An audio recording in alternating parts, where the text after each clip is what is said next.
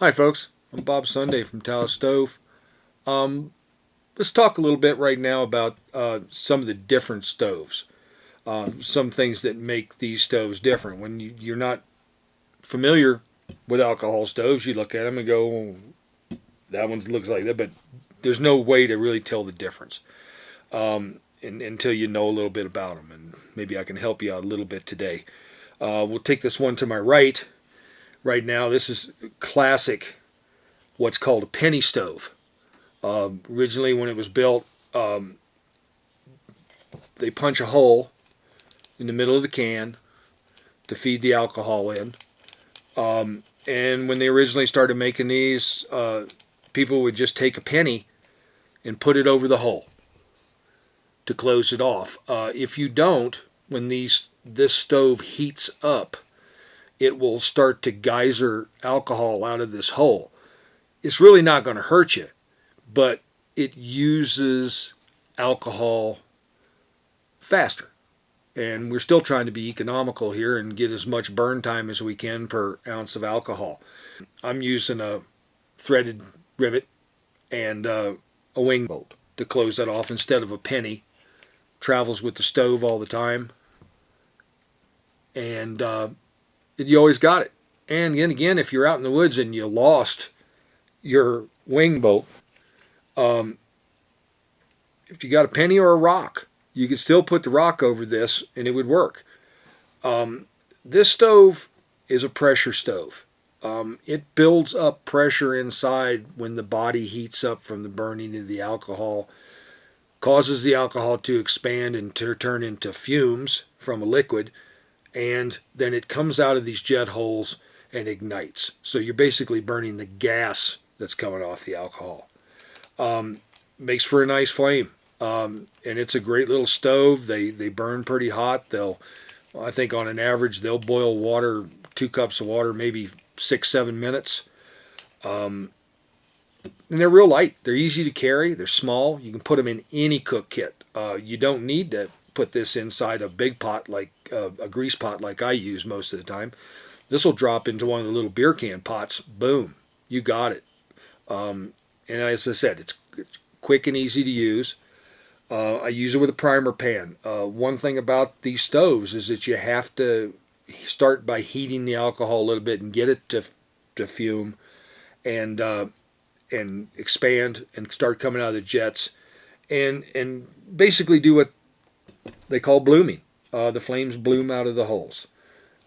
Sorry to be repetitious here for some people that already know about these, but there's also folks that come on and look about the stoves that are interested in them that have no knowledge.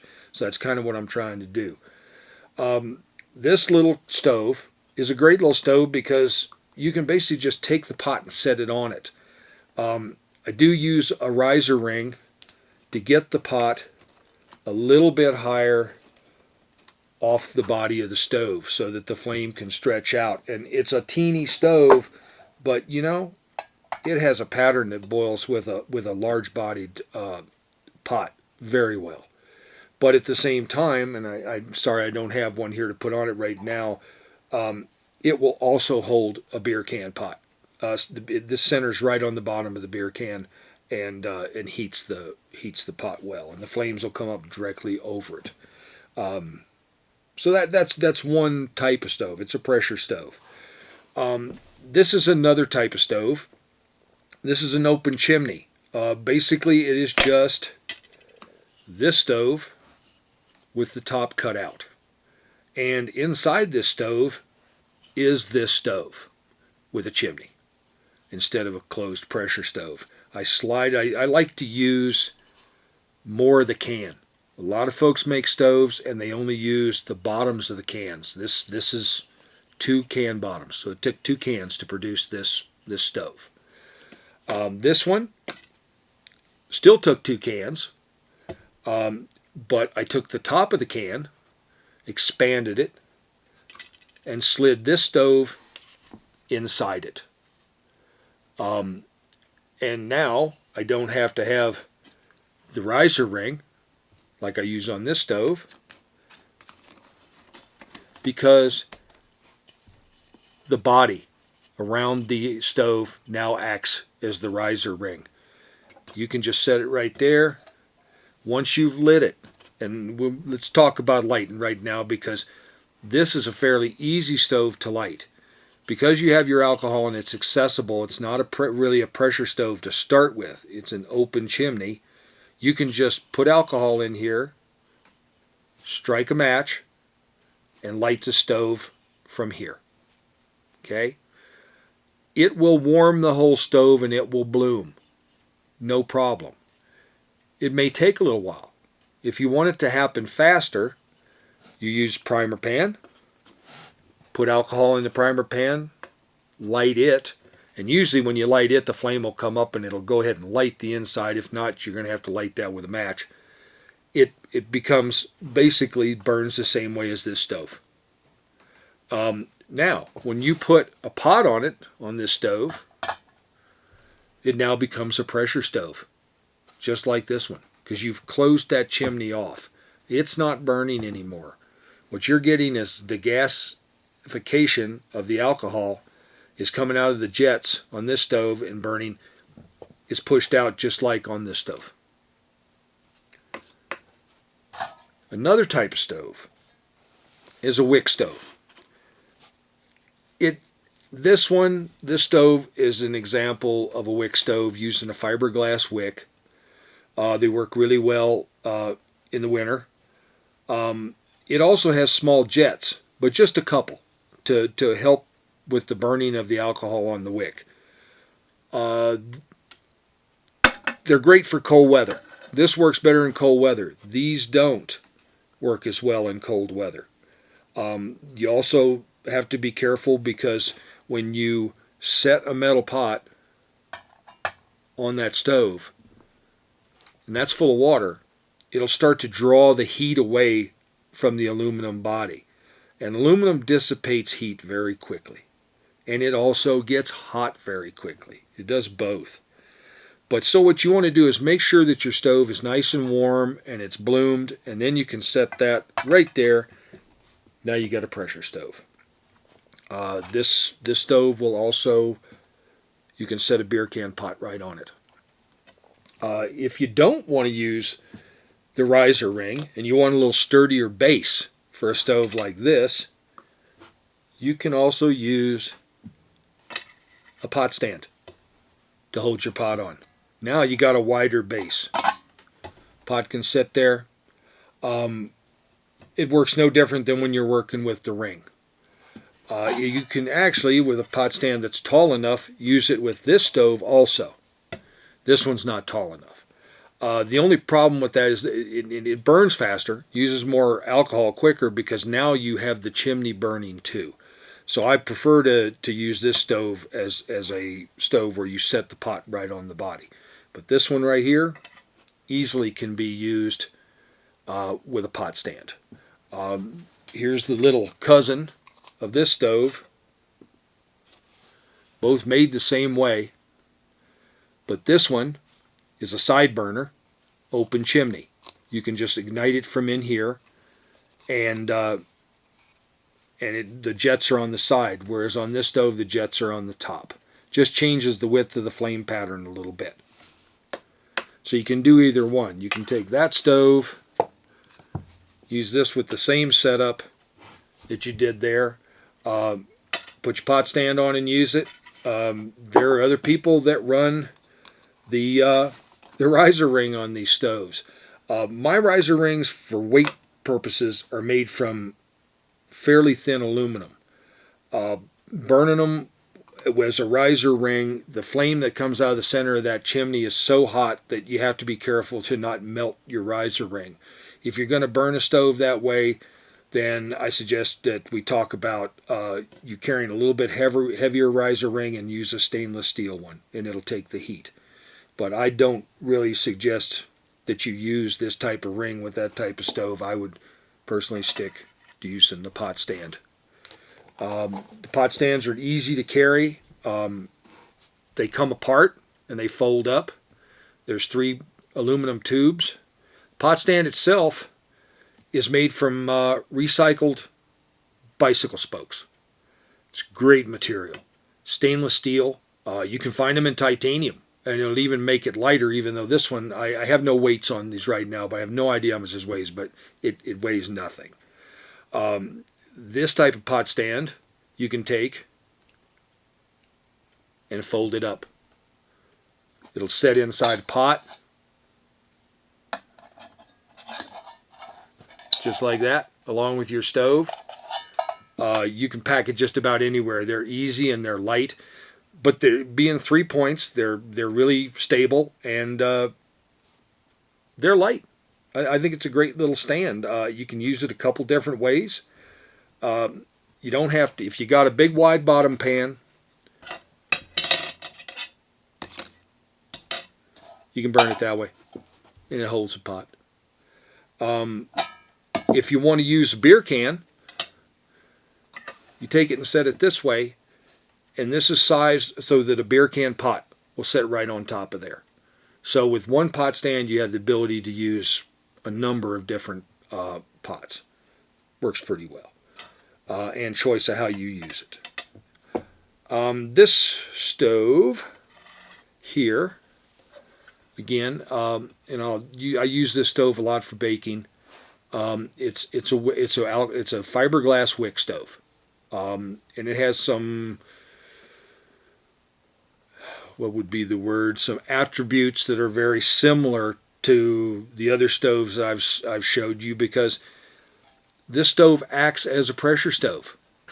Even though it's a wick stove, the alcohol inside pressures up from the heating of the stove, and it comes out of a couple small jets at each end of the wick. There's a small jet, and it just gives a little bit more heat, a little bit more powerful burn. The jet is aimed so that it goes across the wick, and they hit in the center, and it keeps the flame very contained, but it also pushes the flame. This has got a pot stand that's built in. You don't have to carry a separate pot stand with this stove. It has 3 legs for stability. It also has the 3 legs at the top to put a large pot on. And this is one of my favorites for baking. It's just a good stable stove. The wick stoves use water. Not all of them. This one uses water to cool it while it's burning, and that's what the 2 large holes on the sides of this water jacket are, is to fill it with water from your canteen, and or any water source. You could go over to a small stream and just dip it and let it fill, but you just want to keep the water out of your tub where your alcohol goes. That's a separate body inside there to carry the alcohol. It works fine, and it's a long burn. You know, a stove like this, ounce of alcohol, probably only going to burn at the max 10-12 minutes. But if you're somebody that goes out and camps and carries dehydrated foods that only need 1.5 cups, 2 cups of water to make your food, and you want to do it fast, this joker will burn a lot of alcohol, but it will also heat water very quickly. 5 minutes, bam, you got 2 cups of water boiling. And for those folks that just like boil water and dump it in the bag, this is a great little stove. For guys like me who like to go out and cook, and then, I mean, you're going to cook on all of them, but just cook something like baking with the other pans, this is a great stove. I would always carry this with me for longer trips. Also in the wintertime, if I'm camping in the winter and I need a stove that, say, I don't want to carry a lot of water with me, but I have snow. I'll melt snow in my pot. And this stove right here, because of its long time of burn, does a great job. Absolutely great job of melting snow. Really the only thing else to talk about these stoves is the alcohol itself, the fuel that you use. I've talked about it before. But I want to really talk about the lighting. Gave a stove once to a friend of mine and said, try it. The only thing I didn't tell him was, don't look down the hole when you light it. And of course, he was very interested in it, and he looked down and he got some singed eyebrows. in the head top. His hair, luckily his hair was short like mine, and it didn't singe his hair. So you have to use a little bit of common sense and be careful with these. They're not going to explode and throw a ball of flame at you, so don't be scared of that. But they will, when they ignite, do a little poof. The Wick stoves are really mellow. You just put a match up to them and light them up, and boom, they just light. This one, it poofs a little bit.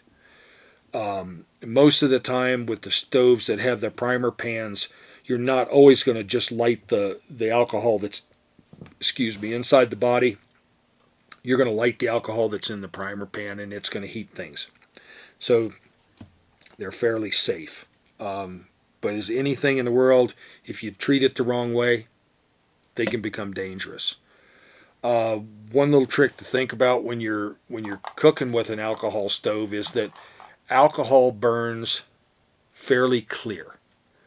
In the bright light of day, you will not see the flame on the stove.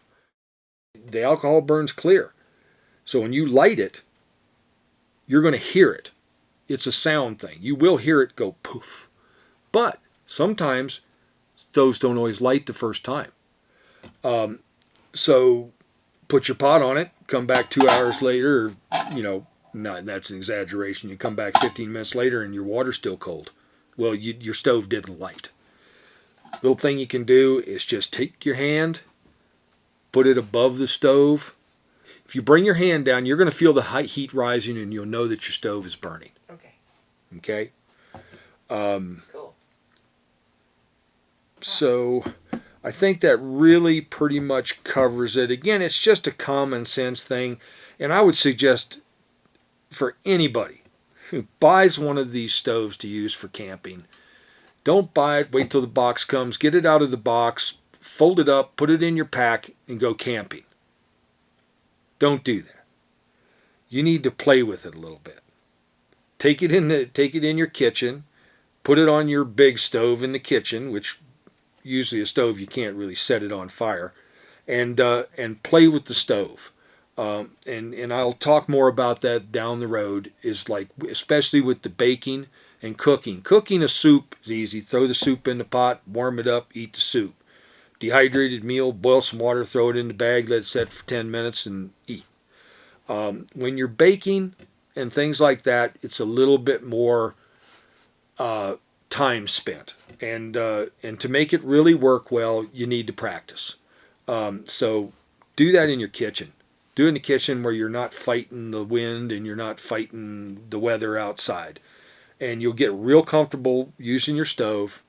And once you got that, you can go camping. You can pull it out anytime.